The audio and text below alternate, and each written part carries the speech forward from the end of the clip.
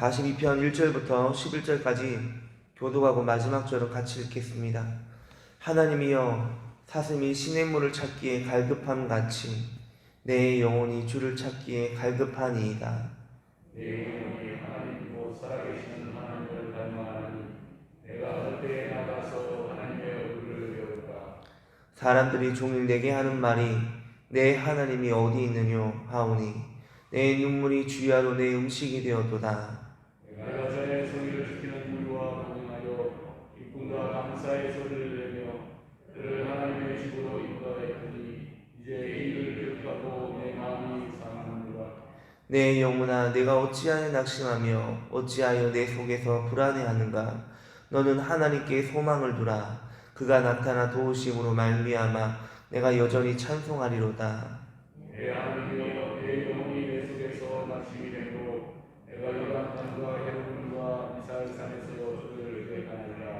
주의 폭포 소리에 깊은 바다가 서로 부르며 주의 모든 파도와 물결이 나를 휩쓸었나이다. 나는 여호와께서 그의 인자심을 베푸시고 나는 그의 찬송이 내게 있어 생명의 하나님께 기도하리로다. 내 반석이신 하나님께 말하기를 어찌하여 나를 잊으셨나이까. 내가 어찌하여 원수의 압제로 말미암아 슬프게 다니나이까 하리로다. 내 뼈를 찌르는 칼같이 내 대적이 나를 비방하여 늘 내게 말하기를 내 하나님이 어디 있느냐 하도다. 내 영혼아, 내가 어찌하여 낙심하며 어찌하여 내 속에서 불안해하는가. 너는 하나님께 소망을 두라. 나는 그가 나타나 도우심으로 말미암아 내 하나님을 여전히 찬송하리로다. 아멘. 여러분, 인간이라는 존재는 유독 무엇인가를 갈망하면서 살아가는 존재임을 오늘 본문에서 말해주고 있습니다. 우리가 지금 숨을 쉬고 있는 동안에도 우리는 끊임없이 무엇인가를 갈망하며 살아갑니다. 어떤 사람에게는 갈망의 대상이 돈이 되기도 하고, 또 어떤 사람에게는 그 갈망의 대상이 성공이 되기도 하고, 또 어떤 사람에게는 건강이 되기도 합니다. 이처럼 처한 환경에 따라서 갈망의 대상이 바뀌기도 하지만 그 무엇인가를 갈망하고 있다는 사실만큼은 동일하다고 생각합니다. 그런데 무엇인가를 갈망하고 살아가면서도 구체적으로 자신이 무엇을 바라는지 알지 못한 채 막연하게 다른 사람이 갈망하는 것을 쫓아가는 경우가 있습니다. 그것이 필요한지조차도 모른 채 분중 심리에 따라서 뛰어가는 겁니다. 누가 아주 좋은 명품백을 샀다고 하더라. 또 그게 요즘 유행이라고 하더라. 그런 말만 들으면 자신도 모르게 상대적 박탈감을 느끼고서는 덜컥 사버리는 경우가 있습니다. 무엇을 갈망하면서 살아야 하는지를 알지 못하기 때문에 자신이 갈망하고 있다고 믿었던 것들을 막상 손에 쥐게 되어도 기쁨보다는 허무함과 불안감이 엄습해 올 때가 많습니다. 청소년 시기에 좋은 대학을 가는 것이 삶의 목표가 되어서 달려갔지만 막상 원하는 대학에 들어가고 나면 닥쳐올 미래에 대한 불안감이 찾아옵니다. 자신이 원하는 직장에 들어간다 할지라도 결코 만족하지 못하고 그 이후로도 계속 삶에 대한 불안감이 찾아오고 그것을 감추지 못하고 살아갑니다. 그리고 그 결과로 또다시 무엇인가를 욕망하면서 살아가게 됩니다. 여러분은 어떻습니까? 2020년도에 소망하던 것을 이루었는데도 여전히 무엇인가에 쫓기는 불안한 마음을 가지고 살아가고 있지는 않습니까? 그런 마음이 있다면 왜 그럴까요? 왜 소망하던 무엇인가를 이루어도 결코 만족해 하면서 살아갈 수 없는 것일까요? 그것에 관해서 오늘 본문 1절과 2절에서 시인은 이렇게 외치고 있습니다. 우리 1절과 2절 같이 읽겠습니다. 하나님이여, 사슴이 시냇물을 찾기에 갈급함 같이 내 영혼이 주를 찾기에 갈급하니이다. 내 영혼이 하나님 곧 살아계시는 하나님을 갈망하나니 내가 어느 때에 나가서 하나님의 얼굴을 배울까. 아멘. 시인은 마치 사슴이 목이 말라서 시냇물을 갈급해야 하는 것처럼 하나님을 갈망합니다. 도대체 왜 시인이 하나님을 이렇게도 갈망하는 것일까요? 3절과 4절에 보면 그 이유를 알 수 있습니다. 사람들이 종일 내게 하는 말이 내 하나님이 어디 있느뇨 하오니 내 눈물이 주야로 내 음식이 되어도다. 내가 전에 성의를 지키는 무리와 동행하여 기쁨과 감사의 소리를 내며 그들을 하나님의 집으로 인도하였더니 이제 이 일을 기억하고 내 마음이 상하는도다. 이 시인이 하나님을 갈망하는 이유는 자신이 지금까지 믿고 있던 주변 사람들, 심지어 자신과 함께 성일에 하나님의 집에 들어가서 감사의 노래를 부르고 축제의 함성을 질렀던 그 사람들이 고통 가운데 있는 자신을 향해 이렇게 말하는 겁니다. 야, 네가 믿던 하나님이 지금 어디 있느냐? 이렇게 비웃고 조롱하는 상황과 마주하게 된 것이기 때문입니다. 자신을 지지하고 믿어주던 사람들이 이제는 돌아서서 오히려 자신을 향해 공격하는 일들이 벌어졌기 때문입니다. 여러분은 살면서 이 시편 기자가 경험한 것처럼 이런 경험을 한 적이 없으십니까? 가장 믿었던 사람, 세상에서 가장 친했던 사람들로부터 배신당하고 조롱당하는 상황을 마주하게 되는 그런 경험을 말하는 겁니다. 그때 그동안 쌓아왔던 모든 것들이 무너지는 경험을 하지 않았습니까? 오늘 시편의 시인도 바로 그 상황에서 절망하게 되었다는 것을 알 수 있습니다. 그런데 더 중요한 것은 시인이 자신이 믿었던 주변 사람들에게 실망했다는 사실이 아니라 그로 인해서 자기 자신에게 실망했다는 것입니다. 5절을 보십시오. 5절에 보면 내 영혼아 네가 어찌하여 낙심하며 어찌하여 내 속에서 불안해하는가. 이 말씀을 히브리 원어로 번역해보면 자기 자신에게 이렇게 말하는 겁니다. 내 영혼아 왜 스스로 소멸하려고 하느냐, 왜 내 안에서 소용돌이 치느냐라고 번역할 수 있습니다. 시인은 자신을 배신하고 비웃고 조롱하는 사람들에게 실망하는 것으로 끝나는 것이 아니라 그런 자신을 바라보면서 자신의 나약함과 무력함에 대해서 절망하게 된 것입니다. 믿지 못할 사람을 신뢰했다는 그 자괴감과 그 후회와 이 상황을 극복하지 못하고 주저앉아 있는 자신의 모습을 보면서 실망하는 것입니다. 이처럼 무엇인가에 전적인 소망을 두고 살아가다가 난관에 부딪히게 되었을 때 그 상대방보다 자기 자신에게 더 큰 절망을 느끼는 경우가 많습니다. 왜냐하면 그 사람을 믿은 것도 자기 자신이고 그 일을 추진하던 사람도 바로 자기 자신이기 때문입니다. 자신에게 절망을 느끼게 되었을 때 그 절망의 늪에서 헤어나기가 훨씬 더 어렵습니다. 자기 자신에게 절망하는 경우에는 어느 누구도 도와줄 수 없습니다. 시인은 이 모든 사람에 대한 실망과 상황에 대한 낙심에서 자신을 구원할 분은 오직 하나님이라는 사실을 깨닫게 됩니다. 마치 누가복음 15장에서 탕자가 모든 재산을 탕진하고 돼지우리에서 쥐염 열매조차 먹을 수 없게 되었을 그때 아버지를 떠올린 것처럼 말입니다. 오직 자신을 구원하실 분은 하나님이라는 사실을 떠올리게 됩니다. 저는 오늘 본문을 마주할 때 깨달은 점이 한 가지 있는데, 오늘 본문 42편을 기록하고 있는 그 시편의 저자가 누구입니까? 42편 바로 위에 보면 고라 자손이라고 적혀 있습니다. 여러분, 우리가 알고 있는 고라 자손은 어떤 민족입니까?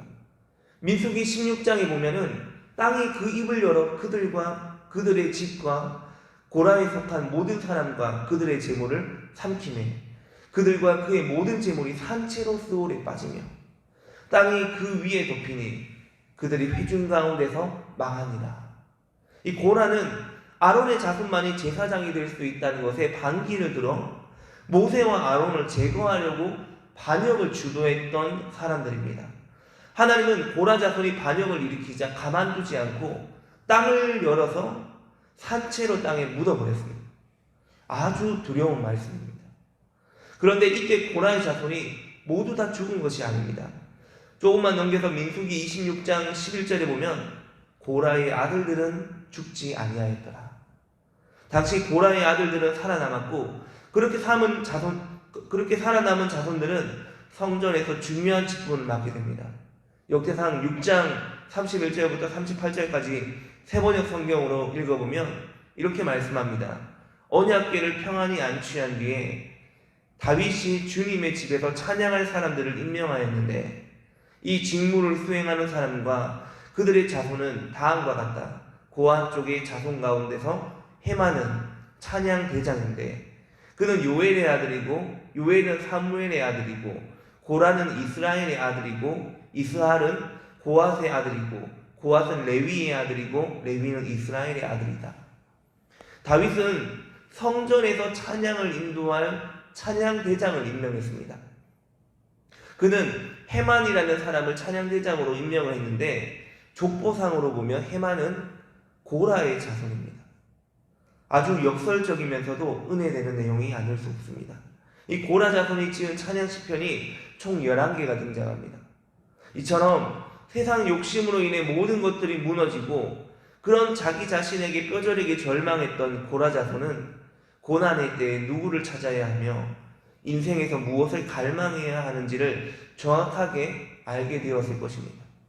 그 경험이 축적된 시가 바로 오늘 시편 42편 말씀입니다.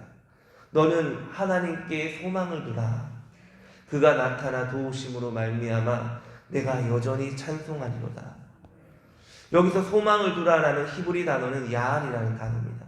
이 야알이라는 단어는 신뢰하다, 기대하다라는 뜻입니다. 다시 말해서 시인은 인생의 모든 소망의 자리에서 기다려야 할 분은 오직 하나님이라고 외치고 있는 겁니다.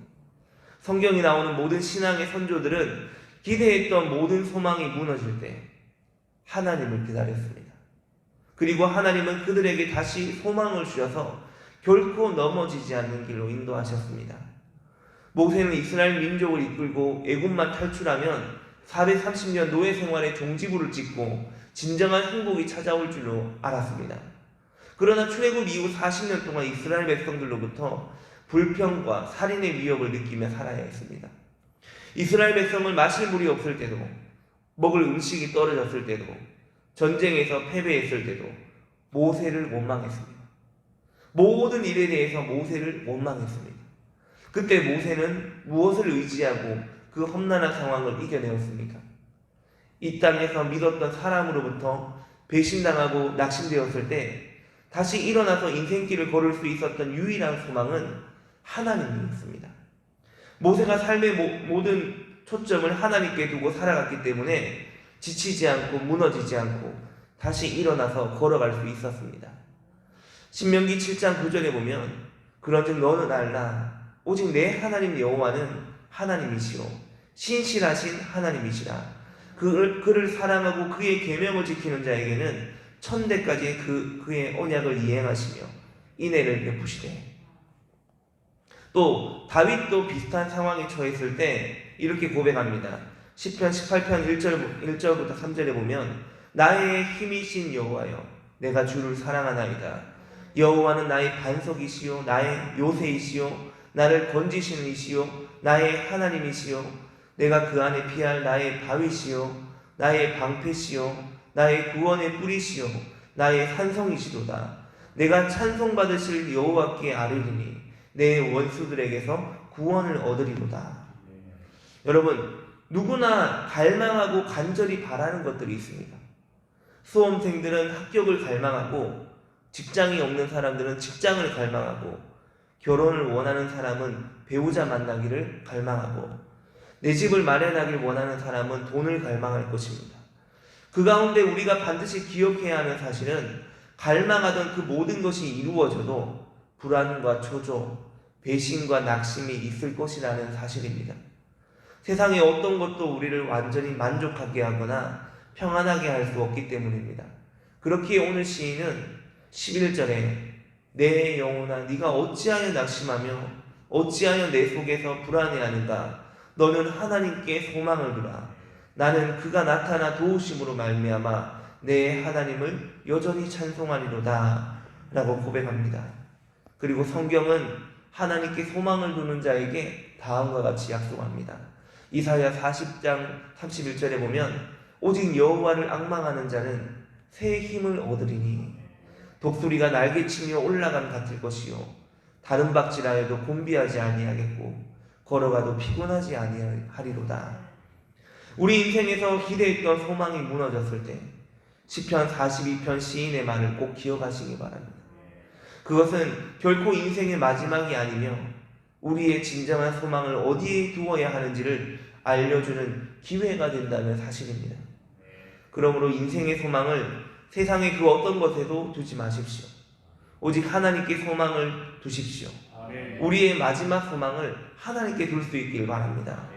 그러면 하나님은 결코 여러분을 배신하거나 낙심하게 하지 않으시고 그 모든 절망의 뿌리를 뽑으시고 새로운 은혜와 사랑으로 채워주실 줄로 믿습니다. 오직 오늘 이 새벽에 하나님께 소망을 두는 저와 여러분 모두가 될 수 있기를 축원합니다. 함께 기도하겠습니다. 사랑이 많으시고 긍휼이 많으신 하나님 감사드립니다. 2020년도도 이제 막바지에 이르렀습니다. 한 해 동안 정말 다사다난한 일들을 경험했고 한 번도 경험해보지 않은 코로나 팬데믹을 경험하고 있습니다. 앞길을 알 수 없는 칠흑 같은 어둠의 터널을 지나고 있는 것 같습니다. 이런 때일수록 소망의 하나님을 바라보는 신앙이 우리 안에 꽃피우길 원합니다. 때로는 낙심이 찾아오고 우리를 불안해하게 하는 요인들도 많이 있지만 시편 기자와 같이 하나님께 소망을 둘 때 하나님이 나타나 도우시는 기적을 체험하게 하여 주옵소서. 2021년이 그런 한 해가 되기를 간절히 원합니다. 하나님, 극심한 전염병의 위기 속에 속수무책으로 비대면 예배를 드릴 수밖에 없는 그런 환경입니다. 성구영신 예배도 신년 감사 예배도 온라인으로 드려야 할 처지가 되었습니다. 하나님, 그럼에도 불구하고 하나님 온라인으로 예배할 수 있는 환경을 주심에 감사드리길 원합니다. 하나님, 다니엘의 세 친구가 고백한 것처럼 그리 아니하실지라도 하나님께 감사하며 하나님을 기뻐할 수 있는 그러한 믿음과 신앙이 하나님 우리 안에서 세워지게 하여 주시옵소서. 하나님, 이제는 우리가 온라인으로 예배할 때 그 온라인이라는 도구를 통해서 하나님을 만나기를 간절히 원합니다. 하나님, 각 처소에서 예배하는 모든 성도들의 가정 가운데 하늘문을 여시사 하나님을 경험하고 하나님을 맛보고 하나님을 체험하는 그러한 예배가 각 처소에서 열려지게 하여 주시옵소서. 그리하여 하나님, 모든 성도들이 흩어져 있지만 그 예배하는 처소에서 하나님을 만나게 되는 역사가 있게 하여 주시옵소서. 하나님 감사드립니다. 예수님 이름으로 기도드립니다. 아멘. 하늘에 계신 우리 아버지, 아버지의 이름을 거룩하게 하시며 아버지의 나라가 오게 하시며 아버지의 뜻이 하늘에서와 같이 땅에서도 이루어지게 하소서. 오늘 우리에게 일용할 양식을 주시고 우리가 우리에게 잘못한 사람을 용서하여 준 것 같이 우리 죄를 용서하여 주시고 우리를 시험에 빠지지 않게 하시고 악에서 구하소서. 나라와 권능과 영광이 영원히 아버지의 것입니다. 아멘.